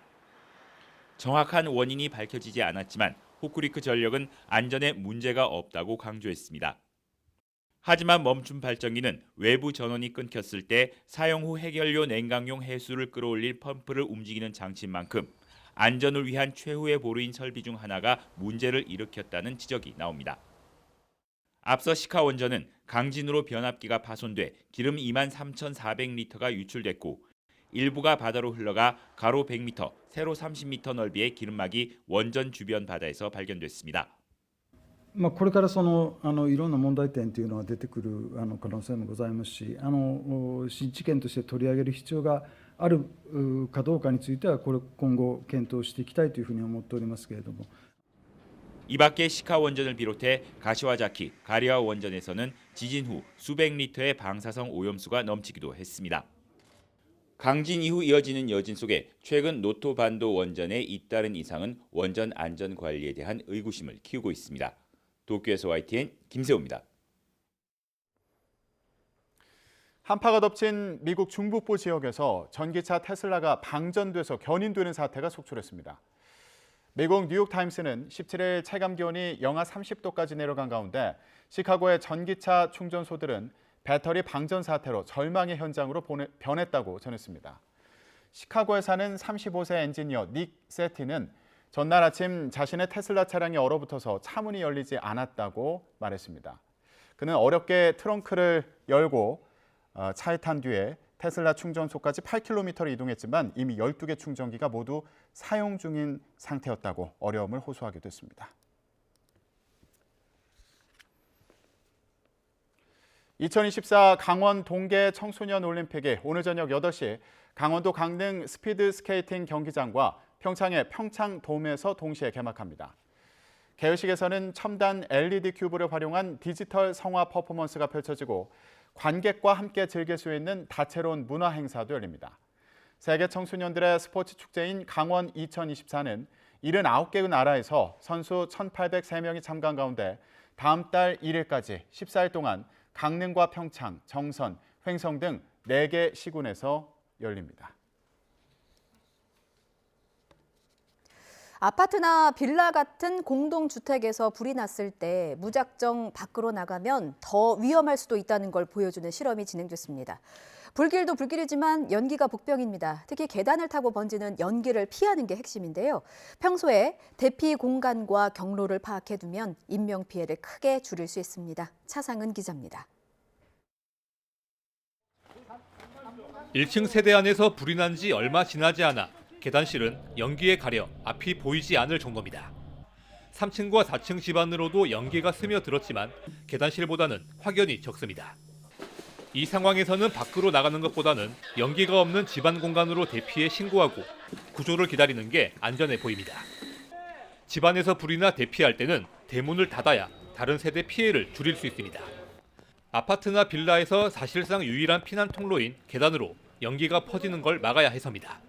가장 중요한 것은 연기의 흐름이겠죠. 연기가 자기 집으로 들어오는지 안 들어오는지, 다음에 계단 이게 자기 출입집 문을 열었을 때 열기가 있는지 없는지 이런 부분을 살펴야 되겠죠. 가장 먼저 이제 열기보다는 연기를 가장 먼저 주의를 해주셔야 되겠습니다. 이번 실험에서 알 수 있듯이 불보다 더 위험할 수 있는 건 연기입니다. 최근 사망자 통계에서도 확인할 수 있습니다. 최근 5년 사이에 아파트 화재 사망자는 108명, 연기 흡입으로 숨진 사람이 127명으로 전체 사망자의 70%를 차지합니다. 30대 아버지가 불길을 피해 아파트 4층에서 아이를 안고 뛰어내렸다가 숨져 주변을 안타깝게 했던 서울 도봉구 성탄절 화재. 같은 아파트에서 11층 주민도 목숨을 잃었는데 옥상으로 대피하려다가 연기를 마셨습니다. 소방당국은 섣부른 대피를 하지 않도록 화재 상황을 가정해 대피할 장소와 경로를 미리 정해 기억해두면 실제 상황에서 인명피해를 크게 줄일 수 있다고 설명했습니다. YTN 차상입니다. 네, 요즘 연말에 받은 건강검진 결과지 받아보고 새해에는 건강 좀 챙겨야겠다 생각하시는 분들 계실 텐데요. 당연히 건강 신경 써야죠. 그런데 과하게 걱정하는 경우도 있어서요. 이런 경우에는 오히려 병을 만들 수도 있다고 합니다. 한국인의 건강 염려가 세계에서 가장 높다는 조사 결과도 나와서 눈길을 끌고 있는데요. 그래서 오늘은 건강 염려증에 대해서 얘기하는 시간 마련했습니다. 경희대 병원 정신건강의학과 백종우 교수와 함께하겠습니다. 안녕하십니까? 네, 안녕하십니까? 네, 저도 건강검진 그 결과 받아보고 이거 올해는 좀 더 신경 써야겠다. 네. 예전에는 뭐 없던 얘기들이 좀 적혀 있네 이런 생각 좀 들더라고요. 그렇죠. 예, 많은 분들이 그런 생각하시면서 건강 걱정하시는 분들도 계실 텐데 이게 좀 심하다 싶은 경우가 있나 봐요. 건강 염려증이라는 얘기가 있더라고요. 건강 염려증은 질환입니다. 그것도 이제 실제로는 질환이 없는데 본인은 질환이 있다고 강력히 믿고 불안해하는 정신과 질환이고요. 그래서 미국 진단 체계에서는 이걸 이제 질병 불안 장애, 질병이 걸렸다고 불안해하는 장애인데 이게 생각보다 많습니다. 사실 우리나라 건강보험 통계에서는 이것만 가지고 청구하는 비율이 낮아서 많이 안 나오는데 뭐 어느 나라나 전체 인구의 한 5% 정도 얘기하니까 꽤 많습니다. 꽤 많은 사람들이 실제로 자기가 병이 없는데도 병이 있는 거 아닌가 하고 심각하게 염려하는 경우가 있다는 말씀이신데 맞습니다. 이게 특별한 이유가 있습니까? 사실 그 건강에 대한 염려, 불안은 필요하기도 합니다. 그렇죠. 우리가 코로나 3년 동안 코로나 걸릴까 봐 불안해서 마스크도 쓰고 손도 씻고 이게 이제 순기능이죠, 불안에. 네. 그것 때문에 이제 건강 검진을 받아서 질환을 조기에 발견하기도 하는데 그 불안이 과도해 가지고 나는 질환이 있다 이렇게 믿게 되면은 그것 때문에 불필요하게 검사를 반복하고 가족들이랑 갈등만 커지고 본인도 고통받는 이런 질환 수준의 상황이 벌어집니다. 예. 근데 이게 사실 내가 혹시 이런 병에 걸린 거 아닐까라고 생각하시는 분들은 많을 수 있거든요. 자기 증상을 갖고요. 말씀하신 것처럼 이게 질병 불안 장애라는 질병으로 또 분류될 정도의 수준, 진짜 건강 염려증이다 이렇게 할 만한 그런 기준이 있을 것 같아요.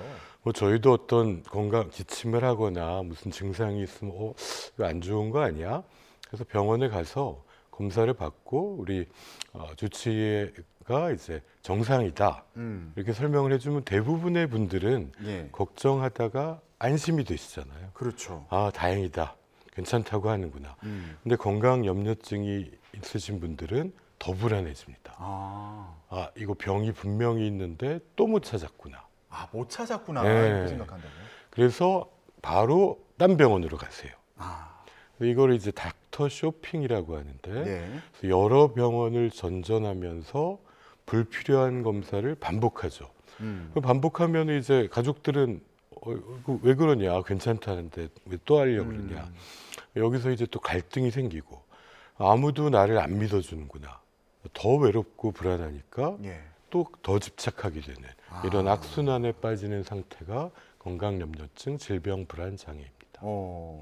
이게 뭐 진단 기준 같은 게 있습니까? 진단 기준이 이제 질병불안장애 같으면 실제로 증상은 경미하거나 없어야 되고요. 그래서 그런 데 대해서는 또 정확한 검사를 꼭 필요한 만큼만 해야 됩니다. 근데 본인은 병이 있다고 믿고 있어야 되고요. 그것 때문에 고통을 상당히 6개월 이상 반복해야 되는데 보통 이게 젊은 때부터 이런 경향이 생기죠. 근데 이제 되게 문제가 되고 병원에 오는 나이는 한 40, 50대 이후가 됩니다. 사실은 이게 불안하고 우울한 분들인데 이거를 말로 믿을 수 있는 사람과 소통을 해야 되는데 못하고 이제 몸으로 또는 내가 질병이 있다 이렇게 믿고 소통하게 되는 경우가 되겠습니다. 그렇군요. 그러니까 질병이 있는 것으로 의심된다. 그러니까 나 어떤 증상이 있는데 이게 어떤 질병인 것 같아라고 이제 스스로 생각을 하고 병원에 가서 진찰을 받았지만 그 질병이 아니다라고 했는데도 못 믿는 거죠. 못 여기저기 믿죠. 다녀요. 네. 그렇게 시간이 오래 걸려요. 그러다 보면 왜 내 말을 또 안 믿어주지 이러면서 그렇죠. 더 감정이 상하기도 하고 그렇죠. 악순환이 반복되겠군요. 거기다가 이제 이거 그렇게까지 집착하고 불안해하면은 주변에서 정신과에 한번 가봐라 이렇게 얘기하면은 뭐야, 나를 미쳤다고 보는 거야? 이렇게까지 오해를 하면서 더 이제 주변의 도움을 거절하게 되고 고립되게 되는 게 이 질환의 고통입니다. 그렇군요. 그러면 내가 이거 건강 염려증이 있는 건가? 이것부터도 조금 애매하다 싶은 분들도 계실 것 같아요. 이럴 때 어떻게 해야 됩니까? 맞습니다. 이제 건강에 대한 염려 필요한 거죠. 그래서 이제 어떻게 보면 나쁜 것, 질환을 조기에 발견해서 찾는 거는 굉장히 바람직한 거니까. 그래서 의사와의 상담을 통해서 적절한 검진을 받아서 없다 그러면 안심하고 이게 이제 순기능인 건데 이게 안 되고 자꾸 그 질환에 대한 걱정에 몰입하게 되면 거꾸로 건강이랑 점점 멀어지게 되거든요. 대개는 이래서 이제 연구 결과들도 있는데요. 오히려 일상적인 시기에는 불안이 조금 높은 분들이 더 오래 삽니다. 질병을 걱정도 하고 준비도 하고 검진도 받으니까. 근데 스웨덴에서 진행된 연구를 보면 건강 염려증이 있는 군은 오히려 더 빨리 사망합니다. 그래요? 그걸 왜 그런가 하고 따져봤더니 그 질환을 걱정하느라고 건강한 생활 습관은 다 놓치고 본인이 스트레스만 더 받고 네. 그래서 길게 보면은 건강에 더 안 좋게 살게 되더라는 겁니다. 예. 예. 아, 그러니까 어느 정도 네. 뭐 어느 정도 걱정이 있는 거는 미리 질병도 예방할 수 있고 네, 네. 건강하게 사는데 도움이 되는데 네. 이거 지나치게 걱정 많은 분들은 다른 데 오히려 신경을 못 쓰면서 오히려 수명이 줄어들 수 있다. 실제 건강 염려증으로 진료실에 오시는 분 중에는 예. 우리가 흔히 건강한 생활 습관이란 일주일에 뭐 3번 이상 땀나게 운동도 하고 햇볕도 보고 좋은 사람 만나고 이런 건 다 뒤로 가 있는 거죠. 그리고 이 질병이 있는 거 아니냐를 찾고 뭐 검색해보고 병원에 가고 또 검사하고 그것 때문에 너무 괴로워하고 거기에 내 모든 생활이 가 있다면 예. 오히려 건강을 잃을 위험이 높아지는 거죠. 예. 근데 우리나라의 경우에는 보니까 다른 나라에 비해서 기대 수명도 높은 네, 편이더라고요. 맞습니다. 그런데 건강에 대한 걱정도 많고 스스로 건강하지 않다고 생각하는 경우가 네, 그 비율이 또 높다고 하더라고요. 저도 그 자료를 보고 굉장히 충격을 받았습니다. 그 건강에 대한 염려도 되게 높았고 우리가 예. 다른 나라에 비해서 가족들과 이야기하면서 행복을 느끼는 비율이 최하더라고요. 뭐 덴마크 같은 데 비하면 3분의 1이더라고요. 예. 그래서 이제 그게 집에 대한 조사였는데 우리가 너무 많이 일하고 있는 거 아닌가. 낮에 과로하고 일에 몰두하다 보니까 집은 쉬는 데가 되고 그리고 너무 피곤하니까 잠만 자고 싶고 예. 그다음에 나도 좀 건강이 좋지 못한 게 아닌가. 그래서 건강에 대한 염려가 더 많은 나라가 되지 않았나. 물론 이제 거기에는 또 여러 가지 이제 정보가 또 요즘에는 인터넷이나 SNS에 넘치다 보니까 그 영향도 클 것 같습니다. 네. 우리가 근로 시간이 길다고 하잖아요. 그러니까 예. 일을 너무 많이 하다 보니까 오히려 나 건강에 안 좋은 영향을 지금 미치고 있을 거야 이런 네네. 생각도 더 강해질 수 있겠네요. 예. 그렇게 이제 과로하고 못 자는 걸 참 지금 피할 수 없는 환경에 많은 분들이 계시는데 자기 몸 걱정이 될 수 있는 거죠. 예. 그리고 말씀하신 것처럼 요즘에 그 인터넷을 통해서 정보가 많이 공유가 되는데 물론 그게 이제 긍정적인 면도 있습니다만 좀 잘못된 정보라든가 잘못 해석하는 경우도 있어서 질병을 좀 오해하는 경우도 있을 것 같아요. 물론입니다. 이제 그런 인터넷을 통해서 굉장히 고급 정보에 누구나 접근할 수 있는 장점도 크고요. 저희가 의과대학 2학년 때 임상에 대해서 학교에서 배우기 시작하거든요. 예. 그 1년 동안은 다 내가 입영 갔습니다. 그래서 실제 병원에 찾아가서 20대거든요. 그게 20대 초반에도 저 심장 검사 좀 받아야 될 것 같습니다. 이거 부정맥 같아요. 좀 불안한 건데 뭐 이런 학생들이 꼭 있거든요. 그러니까 때로는 너무나 정보가 과잉이면 우리가 때로는 모르는 것보다도 이제 내가 이 병이 아닐까 과도한 걱정이 건강을 해칠 수도 있습니다. 의사 선생님들도 처음에 의대에서 공부하실 때는 그런 과정을 또 겪으시는군요. 그날 드는 병은 다 제 병 같습니다. 그러면 내가 건강 염려증일 수도 있겠다 싶으신 분들 계실 거잖아요. 뭐 병원에서는 다 괜찮다고 하는데 나는 계속 의심스럽고 의사 선생님 말도 믿을 수가 없다 이런 생각 드시는 분들 그럼 지금 말씀을 쭉 들어보면 이거 자체가 건강 염려증 일종의 질환일 수도 있는 건데 이런 경우는 어떻게 해야 될까요? 사실 이분들은 본인이 원해서 정신건강의학과 상담을 받는 비율은 굉장히 낮습니다. 그래서 가족이나 이제 오히려 주치의 의사 선생님의 권유를 받아서 오시는데 첫날 오시면 저는 꼭 이렇게 물어보는데 이제 원해서 오셨어요? 거의 99%는 싫은데 오신 거죠. 그리고 제일 두려워하는 거는 내가 이제 제정신이 아니다 이런 오해를 받을까봐 두려워하거든요. 그럼 얘기 들어보고 근데 이거는 꾀병이 아니다. 실제 본인은 괴로워하는 거거든요. 꾀병은 병이 없는데 이걸 자기가 지어내는 거죠. 아프다고. 이거는 건강염려증은 실제로 고통스럽고 또 신체적으로 증상이 표현되는 거거든요. 굉장히 고통스러운 거다. 그리고 오히려 그런 마음 때문에 정신과에 첫 발을 내딛는 게 굉장히 어렵다. 그러시면은 그때 이제 마음에 이제 공감이 돼야 그 다음부터 이제 치료를 받으려고 하시고 건강염려증이 기본적으로는 불신의 병입니다. 불신의 병. 의료진을 못 믿어요. 나는 병이 있다고 믿기 때문에 여기가 정상이라 그러면은 다른 데로 가야겠다 이렇게 생각을 하거든요. 예. 그래서 믿을 수 있는 주치의와 오래 검사를 반복하는 게 아니라 자신의 불안과 우울을 다스릴 수 있는 힘을 키워야 좋아지거든요. 예. 그래서 꾸준히 다니고 또 심하면 뭐 약물 치료도 받고 하면 건강염려증 좋아질 수 있습니다. 그래서 이제 딴 병원에 가시려고 하는 분한테는 제가 뭐라 그러냐면은 이거 마음의 준비가 되면은 오셔도 된다. 왜냐?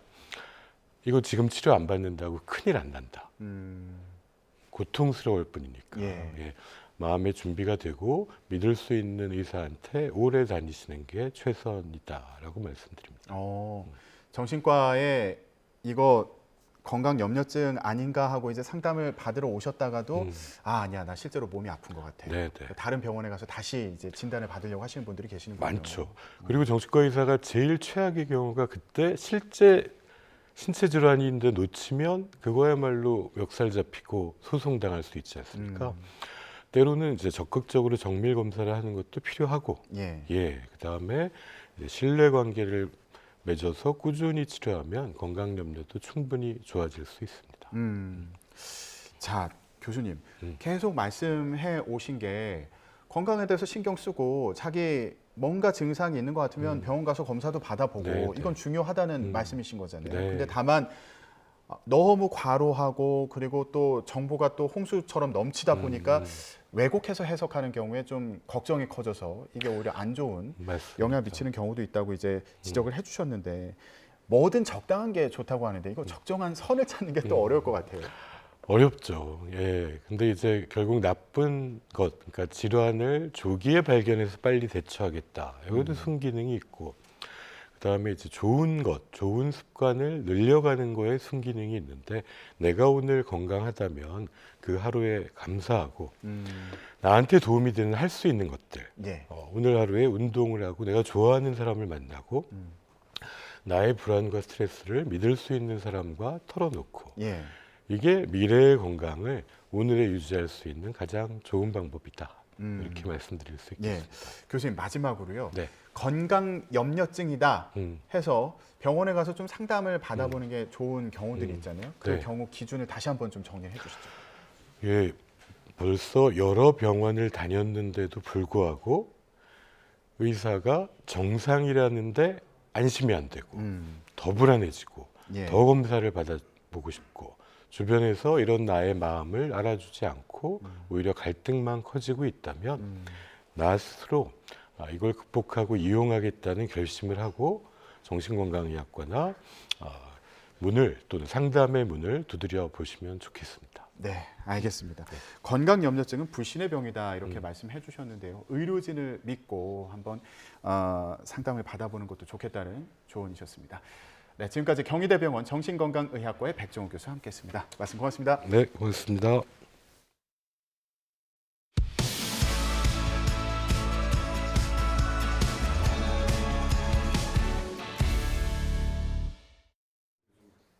경찰이 마약 투약 의혹으로 배우 이선균 씨를 수사하는 과정에서 내부 수사 정보가 유출된 경위 등에 대한 조사에 착수했습니다.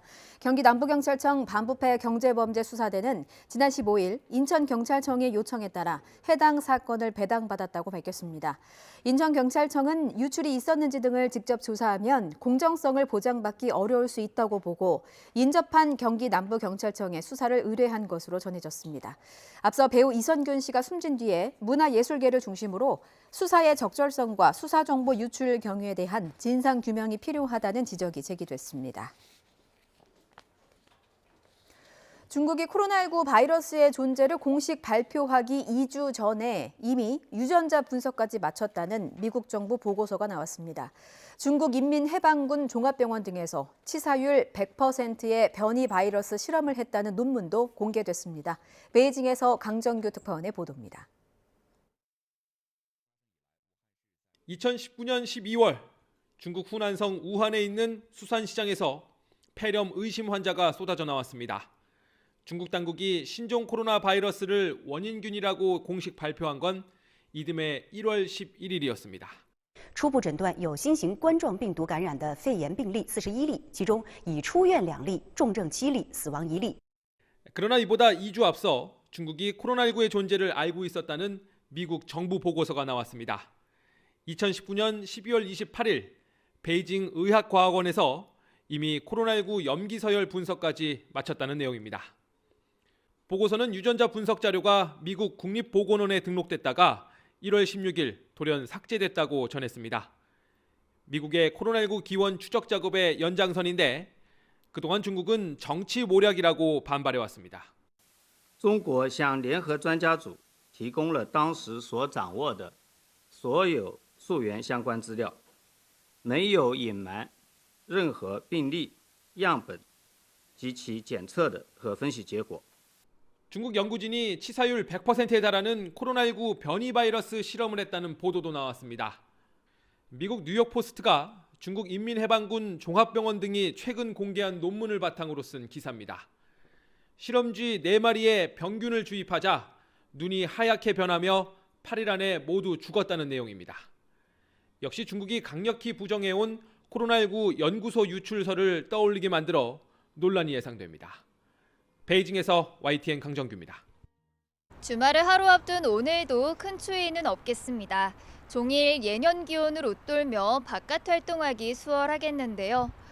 오늘 서울 아침 기온은 4.2도로 어제 아침보다는 3도가량이 높았고요.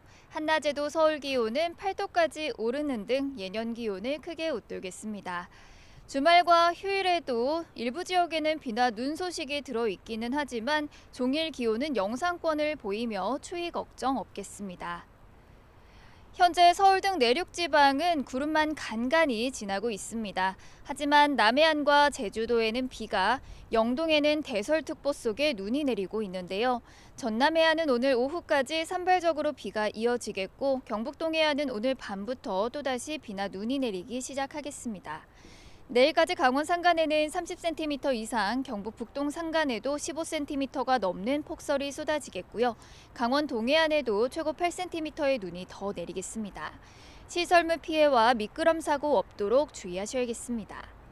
오늘 낮 동안 대체로 온화함이 감도겠습니다. 오늘 서울 낮 기온은 8도, 광주와 대구 10도 등으로 예년 기온을 3에서 6도가량 크게 웃돌겠습니다. 절기 대안이자 주말인 내일은 전국 대부분 지역에 비나 눈이 내리겠습니다.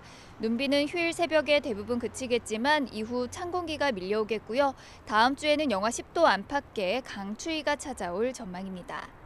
또 당분간 동해안과 남해안, 제주도 해안가를 중심으로는 너울성 파도까지 높게 일겠는데요. 해안가 안전사고에도 각별히 주의하셔야겠습니다. 지금까지 YTN 신미림입니다.